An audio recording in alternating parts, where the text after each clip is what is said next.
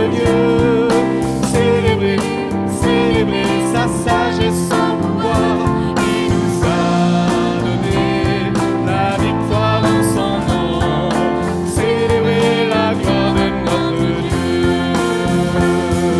Célébrer, célébrer la gloire de notre Dieu. Célébrer, célébrer sa sagesse, son pouvoir. Il nous a donné la victoire en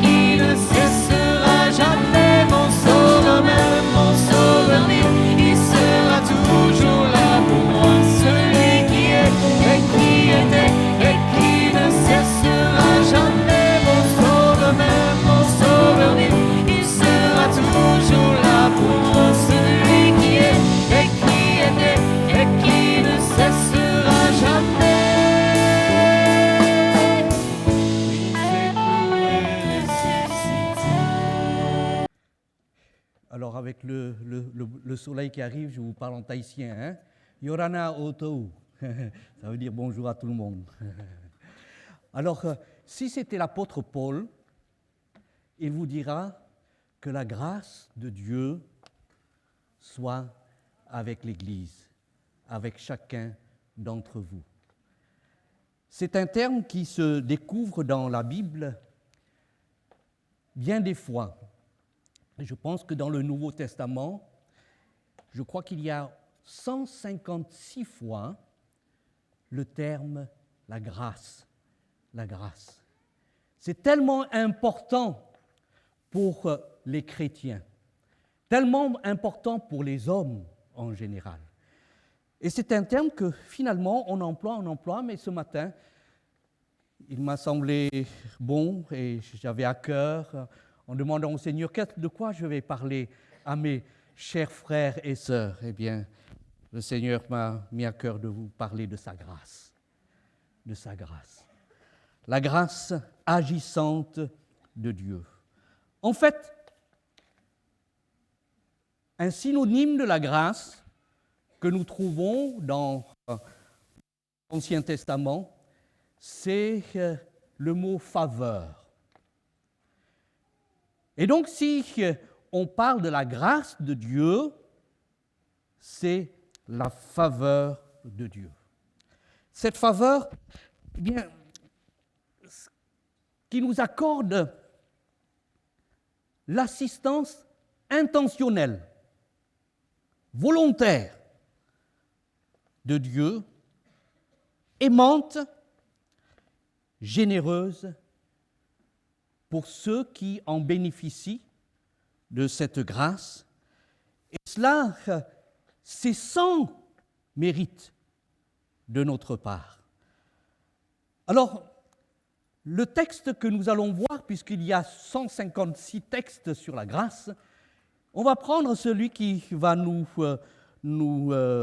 permettre de développer la description très courte de cette immense grâce de Dieu. Le texte se trouve dans Tite, au chapitre 2, et à partir du verset 11. Paul encourage auparavant les chrétiens à avoir les comportements, le style de vie qui glorifie le Seigneur dans un monde qui n'est pas vraiment dans les valeurs de Dieu. Et après cela, après avoir donné les encouragements qui sont défiants pour vivre dans un monde de péché et donc de vivre de façon contraire à l'esprit du monde, il dit en effet, vous savez, qu'est-ce qui va vous soutenir dans cette façon de vivre? Il ajoute, en effet, la grâce de Dieu, source de salut pour tous les hommes, a été révélée. Elle nous enseigne à renoncer à un mode de vie impie et aux convoitises de ce monde et à vivre dans le temps présent conformément à la sagesse, la justice et la piété, en attendant notre bienheureuse espérance, la manifestation de la gloire de notre grand Dieu et Sauveur Jésus-Christ. Il s'est donné lui-même pour nous afin de nous racheter de toute faute et de se faire un peuple qui lui appartienne, purifié et zélé pour de belles œuvres. Alors on va décrire au travers de ce texte plusieurs qualités, particularités de la grâce de Dieu. D'abord, c'est une grâce de Dieu. Elle est très particulière. C'est une faveur que des fois, nous, on peut, entre nous, donner de l'assistance, du soutien, une faveur quelconque, tout cela. Mais dans la Bible, quand il est parlé, c'est bien de la grâce unique, spécifique, incomparable de Dieu. La grâce de Dieu. Et dans ce verset, il est particulièrement dit elle a été révélée. Ou dans d'autres versions, elle a été manifestée. Elle s'est littéralement, dans ce terme, elle s'est montrée. Elle s'est fait connaître. Elle a été mise en évidence. Elle a été portée à la lumière. Ça, ce sont les explications de ce mot dans l'original. Elle a été portée à la lumière, elle a été révélée. Quand est-ce cette grâce a été pleinement démontrée? C'est par une personne, la personne du Seigneur Jésus. De savoir que Dieu est pour nous et nous est favorable, mais ce n'est pas simplement en parole, oh, je suis avec toi, je suis avec toi. On pourrait dire comme cela. Mais la grâce de Dieu, c'est un amour de soutien qui se démontre, qui se montre, qui se manifeste. Et là, c'est au travers de Jésus-Christ. Jésus est Dieu. Et dans l'épître de Pierre, il est parlé de Dieu, le Dieu de toute grâce. Le Dieu de toute grâce. Jésus est venu. Et Paul dit que le Fils est l'image du Dieu invisible. Dans un autre passage, le reflet de sa gloire est l'expression de sa personne. Et Jésus pouvait dire, celui qui m'a vu a vu le Père. Jésus est Dieu. Il est venu. Et quand il est venu, l'apôtre Jean dit ceci, lui, la parole, s'est faite chair, la parole, le logos, s'est faite chair. Il s'est fait homme. Et cette parole a habité parmi nous pleine de grâce et de vérité. Et nous avons contemplé sa gloire, une gloire comme celle du Fils unique venu du Père. Au verset 17 de ce chapitre de Jean, du premier chapitre, il dit « La grâce et la vérité sont venues au travers de Jésus-Christ. » Donc si quelqu'un veut connaître la grâce de Dieu dans sa plénitude, c'est une personne. Ce n'est pas un terme, vague. La grâce de Dieu, c'est une personne. La grâce de Dieu s'est incarnée. La grâce, ça fait partie des synonymes d'amour. Quand la Bible dit « Dieu est amour », et on peut dire « Dieu est grâce ». Et c'est Jésus qui est l'expression de la grâce de Dieu. Toujours dans ce texte que nous avons lu, il nous est parlé que non seulement cette grâce, elle s'est démontrée à chacun d'entre nous et au monde dans la venue de ce Jésus que nous avons chanté. Il a quitté son ciel. Il est venu pour être proche de nous. La Bible dit ceci, la grâce de Dieu, source de salut pour tous les hommes. La première des choses de cette grâce que je pourrais dire, donc c'est la grâce divine, la grâce incarnée, c'est la grâce salutaire. Sans cette grâce, aucun d'entre nous ne pouvons être sauvés. Aucun d'entre nous. C'est ce que l'apôtre Paul dit dans Éphésiens, c'est par la grâce que vous êtes sauvés.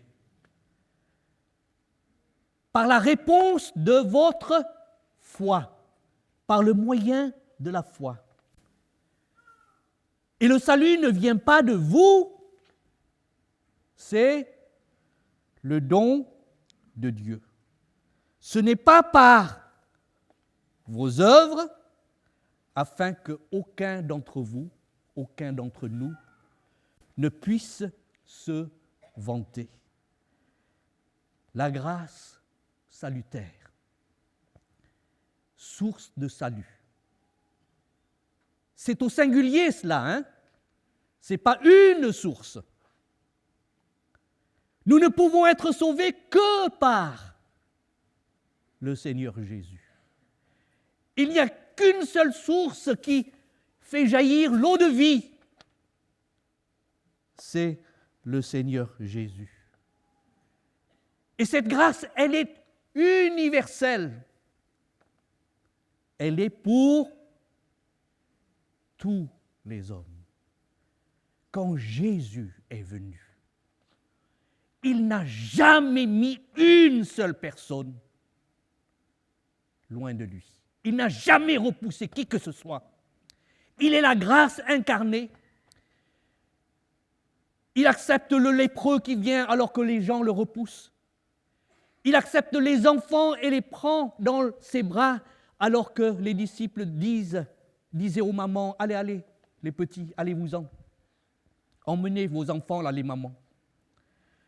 Il a accueilli tout le monde. Et ce matin, s'il y a quelqu'un au milieu de nous qui voudrait goûter à l'assistance du Seigneur, parce que votre vie est une vie difficile, délabrée, en échec, et que vous avez besoin d'une assistance surnaturelle d'en haut, Jésus, la grâce incarnée, ne vous rejettera pas. Chacun d'entre nous et jusqu'aux extrémités du monde, jusqu'à de l'autre côté de la terre, chaque homme, chaque femme est bénéficiaire de la grâce salutaire du Seigneur. Vous vous rappelez, peut-être pour nos personnes d'une génération un petit peu en avant, en arrière plutôt, hein? de la croix, la grâce coule comme un fleuve constamment. Oh, venez, venez en foule, un plein pardon vous attend. Alléluia. Vous vous rappelez de ce chant? Je sais que si j'avais mon frère Gérard avec moi, là, on aurait chanté tous les deux. De la croix, la grâce coule. Oh, venez en foule, la grâce vraiment universelle. Et l'apôtre dit dans Éphésiens, c'est un don. C'est gratuit. C'est gratuit pour nous. Mais c'est si cher payé pour le ciel, pour notre Dieu. C'est le prix de son Fils unique. C'est le prix que Dieu a payé pour m'avoir, moi. Échanger la vie de Jésus. Dans sa grâce infinie, il a laissé la condamnation de mon péché tomber et être payé par le Seigneur Jésus pour me racheter. La grâce unique, gratuite, mais si chèrement payée. Et qu'est-ce qu'elle nous fait obtenir à nous pécheurs quand nous goûtons à cette grâce salutaire dont Paul enseigne à Tite et lui a demandé de l'enseigner aux autres? Eh bien, sa grâce nous justifie aux yeux de Dieu. Dans Romains, il nous est dit, car tous bénéficiaires de la grâce. Pourquoi? Parce que tous ont péché et sont privés de la gloire de Dieu. Mais ils sont gratuitement justifiés par sa grâce, par le moyen de la rédemption en Jésus-Christ. La justification, qu'est-ce que c'est? C'est un mot aussi que des fois, dans le milieu des croyants et dans la parole de Dieu, il nous faut comprendre. Alors ce matin, vous voyez, on feuillette un peu la Bible et on cherche les mots de fondement de la foi chrétienne. La justification, qu'est-ce que c'est? La justification, en un terme, c'est pour nous, quand Dieu nous justifie, il reconnaît que nous sommes coupables, mais nous ne sommes pas condamnés. La justification, c'est coupable, mais pas condamné. C'est ce que la Bible dit dans Romains chapitre 8. Il n'y a plus de condamnation pour ceux qui sont en Jésus-Christ. Quand je viens devant le Seigneur, toute ma vie de péché, je suis coupable, il n'y a pas à dire. C'est moi, je suis coupable, ce n'est pas quelqu'un d'autre. Et normalement, quand je suis coupable, normalement, je suis condamné. C'est ce que la loi humaine propose. Mais le Seigneur dit coupable, mais pas condamné, parce que quelqu'un d'autre a pris ta condamnation pour toi. C'est ça, être justifié aux yeux de Dieu. Ça ne veut pas dire que nous sommes parfaits, blanc, pour être justifiés. Non, nous sommes salis par notre péché, mais la dette du péché a été enlevée. La condamnation a été enlevée. Alléluia. Alors, Paul parle donc, on reprend, la grâce divine, incarnée complètement en Jésus-Christ, la grâce salutaire pour tous les hommes. Et il continue. Il parle maintenant de l'expression de la grâce, non seulement pour celui qui découvre le salut et qui est sauvé, mais la grâce qui continue à accompagner le chrétien, la grâce sanctifiante, la grâce fortifiante, la grâce accompagnante dans la vie du pécheur sauvé par grâce. Vous savez, quand nous sommes sauvés, immédiatement, eh bien, l'Esprit de Dieu, l'Esprit de vie, m'a donné la vie, m'a donné la vie de Christ. Et maintenant, Dieu fait sa demeure en moi. Il fait sa demeure et il va m'accompagner tout au long de la vie. Quand je me suis converti, quand j'ai été sauvé, en quelque sorte, et chacun d'entre nous, pour imager, Dieu nous enrôle à l'université de la vie nouvelle. La Grace Academy. Vous connaissez ça, hein? Vous n'avez jamais rencontré une telle université, hein? Je ne sais pas. Hein? Je crois que c'est ici. Hein? Si on vient à Nîmes, c'est ici. la Grace Academy. Vous n'avez jamais entendu parler de cela. Eh bien, voilà, non, mais c'est une image, hein, vous comprenez.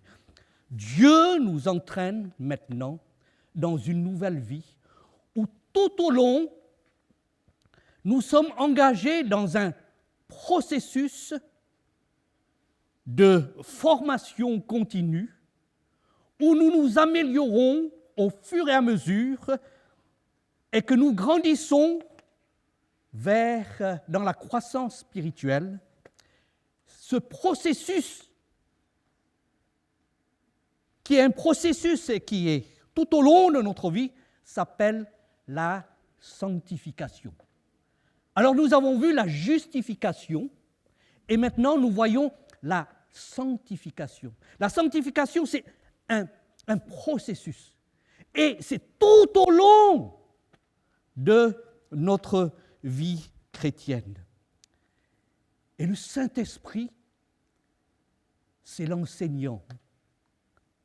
C'est le paraclète, c'est l'enseignant, c'est l'accompagnateur, celui qui se met à côté de moi tout au long de ma vie, qui est Dieu.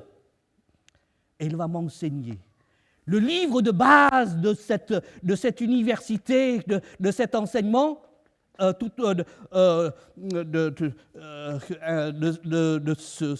cette formation continue, Qu'est-ce que c'est le livre de base d'études?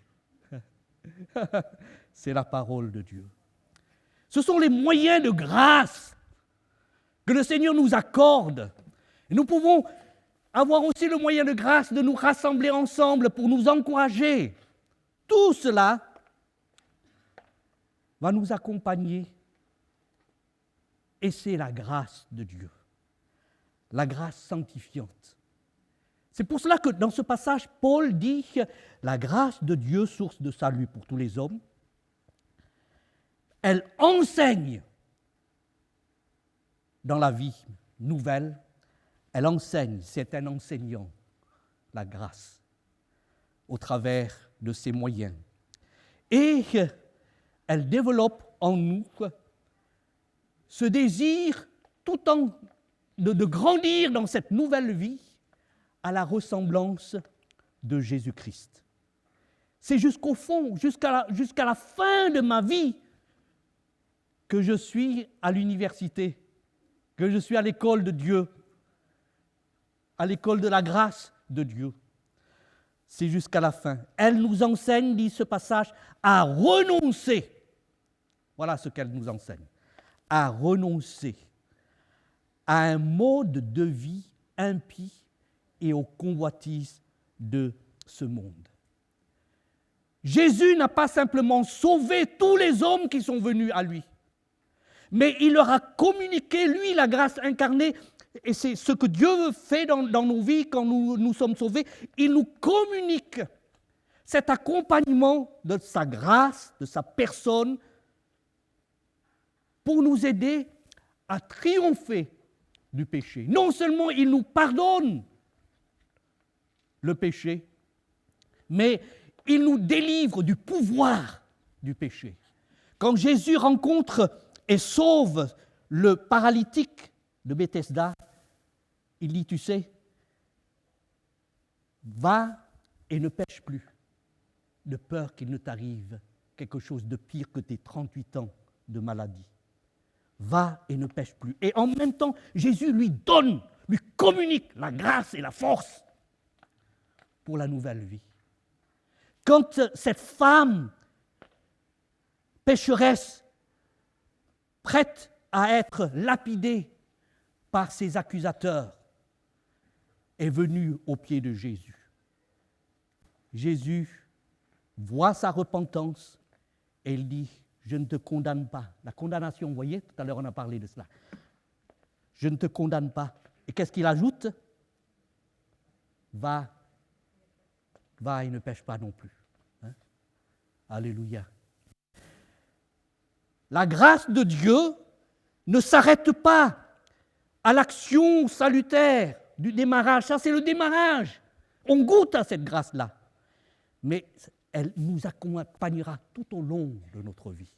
C'est la grâce sanctifiante qui va nous apprendre à renoncer à la manière de vivre que nous avions autrefois. C'est pour cela que Paul enseigne tout le temps les chrétiens dans ses épîtres. Par exemple, je prends plusieurs passages dans Éphésiens, il dit « En lui, vous avez été instruits à vous dépouiller, eu égard à votre vie passée, du vieil homme qui se corrompt par des convoitises trompeuses, et à revêtir l'homme nouveau, créé selon Dieu, dans une justice et une sainteté que produit la vérité. » Plus loin, il dit dans Colossiens, « Faites donc mourir en vous ce qui est terrestre, l'immoralité sexuelle, l'impureté, les passions, les mauvais désirs et la soif de posséder qui est une idolâtrie. Renoncez à tout cela, à la colère, à la fureur, à la méchanceté, à la calomnie, aux grossièretés qui pourraient sortir de votre bouche. » La grâce nous appelle à renoncer, c'est-à-dire à dire non. Sans cette grâce, je n'avais pas la force. Je n'ai pas la force de dire non.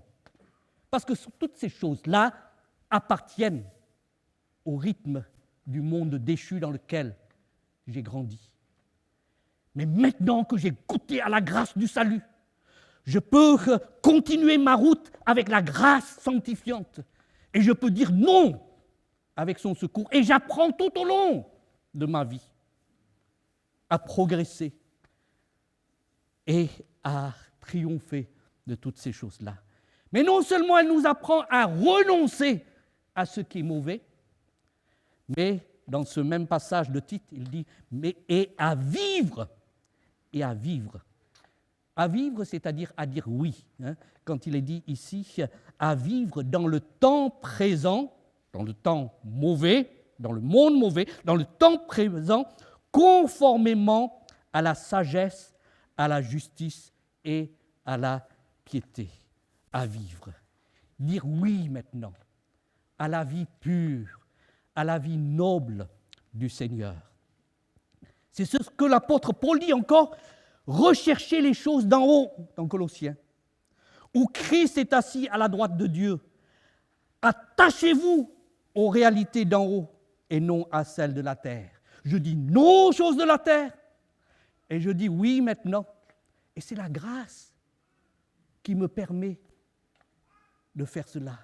C'est cette assistance miraculeuse, aimante du Seigneur qui m'accompagne ainsi pour que je puisse dire non au mal, oui au bien, je puisse renoncer et je peux vivre la nouvelle vie. Et ça doit être maintenant le standard de vie, le style de vie pour ceux qui ont goûté au Seigneur. J'ai envie de grandir, j'ai envie de réussir mes passages, et si je rate mon bac, l'année prochaine, je le repasse, etc. Et puis après, je passe de classe, etc. C'est la formation continue, en quelque sorte, comme que je dis. C'est pour cela que l'apôtre Pierre dit dans son épître, grandissez. Grandissez, croissez dans la grâce du Seigneur et Sauveur Jésus-Christ. Je veux que ce mois, j'ai fait davantage de progrès que le mois dernier dans ma croissance et dans ma maturité avec le Seigneur. Je veux que certaines choses que je ratais avant, je ne le rate plus maintenant pour ressembler au Seigneur. Ça, je dis oui à cela. Parce que c'est la capacité que la grâce de Dieu me convie, oui à cela. Et je peux toujours venir vers le Seigneur. Dans cet apprentissage, je peux toujours venir en cours privé vers mon professeur, vers Dieu, tout au long de ma vie chrétienne. Quand il nous est dit dans Hébreux, allons donc avec confiance auprès du Seigneur, au trône de la grâce, afin d'obtenir miséricorde et de trouver grâce pour être secouru dans les temps convenables. Oui, la vie chrétienne, elle est impossible par nos propres forces, mais elle est possible par la grâce de Dieu. Alléluia. Elle est possible seulement par la grâce de Dieu qui nous accompagne. Il y a des personnes, et peut-être que ce matin, il y a au milieu de nous quelques-uns qui se trouvent comme désireux de s'engager avec le Seigneur, de se faire baptiser, de dire « Oui, Seigneur, je sais que je suis perdu, je veux être sauvé. » Mais peut-être qu'il y en a qui se disent « Mais je ne prends pas la décision parce que je ne sais pas, je n'aurai pas la force de tenir bon dans le Seigneur. » Vous le savez, nous, pasteurs, on le sait. Il y a souvent des personnes comme cela qui hésitent de faire le grand pas parce qu'ils imaginent, à juste raison, qu'ils n'auront pas la force de vivre la vie chrétienne. C'est tout à fait raisonnable. Nous n'avons pas de force en nous-mêmes. Mais seulement si nous comprenons que la grâce de Dieu est avec nous, alors, avec Dieu, c'est la majorité. Je puis tout par celui qui me fortifie. Alléluia. La grâce sanctifiante avec le Seigneur. Et je termine en disant, il y a la grâce incarnée, divine, la grâce salutaire, la grâce sanctifiante. Et je voudrais parler de la grâce éternelle. Parce que dans ce même passage, il nous est dit qu'on est sauvé, on apprend tout au long de notre vie à renoncer, on apprend tout au long de notre vie à vivre. Et puis le dernier verset, le verset 14, il nous est dit « En attendant la bienheureuse espérance ». La grâce éternelle. La grâce éternelle. Comme j'ai dit que Jésus, c'est l'expression vraiment de la plénitude de la grâce. Il est la grâce. Eh bien, un jour, tandis qu'il est avec moi par son esprit, tandis qu'il m'enseigne par sa parole qu'il me laisse, tandis qu'il me donne une famille où je peux me retrouver, tandis qu'il me donne la prière pour rejoindre le trône de la grâce, je sais qu'un jour, je verrai la grâce face à face. Je verrai le Seigneur face à face. Je le verrai, mes yeux le verront et non pas ceux d'un autre, dit Job. Mes yeux le verront. Mon Rédempteur est vivant. Alléluia. Nous savons que nous allons vers ce grand jour éternel.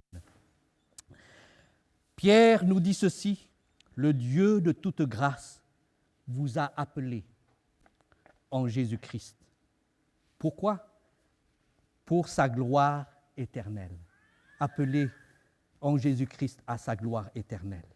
Et après que vous aurez souffert un peu de temps, où vous devez renoncer à certaines choses, où on vous bouscule parce que vous vivez une vie qui n'est pas en harmonie avec le monde, mais avec le Seigneur, mais en décalage sur cette terre. Après que vous aurez souffert un peu de temps, il vous rétablira lui-même.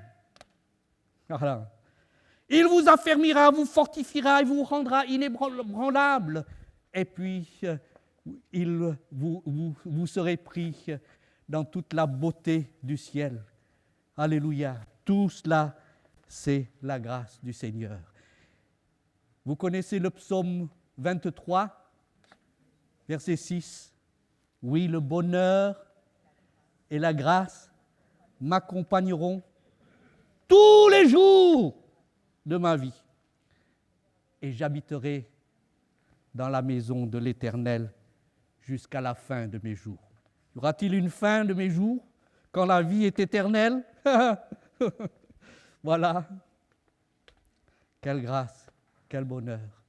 Voilà, mes frères et sœurs, nous avons parcouru en résumé tout ce que nous devons comme bonheur d'avoir la grâce du Seigneur. Non, jamais tout seul, dit un autre cantique, jamais tout seul, parce que Jésus, mon Sauveur, me garde par sa grâce, par sa bénédiction. Et c'est pour cela que l'apôtre Paul, et je termine avec ce verset, l'apôtre Paul pouvait dire « J'ai prié le Seigneur dans mes épreuves, dans mes besoins.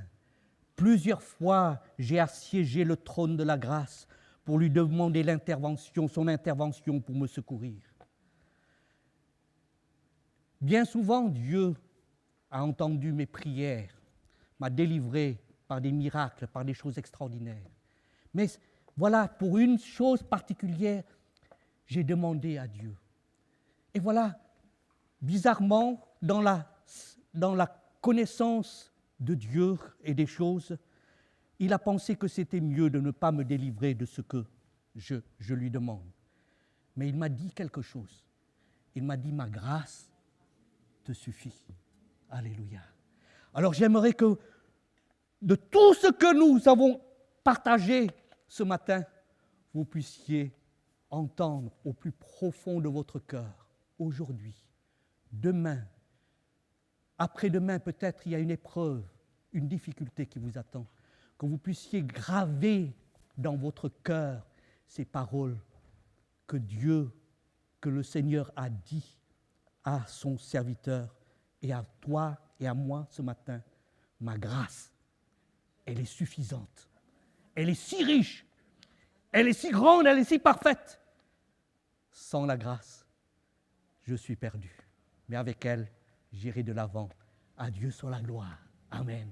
Courbons nos cœurs un instant pour Se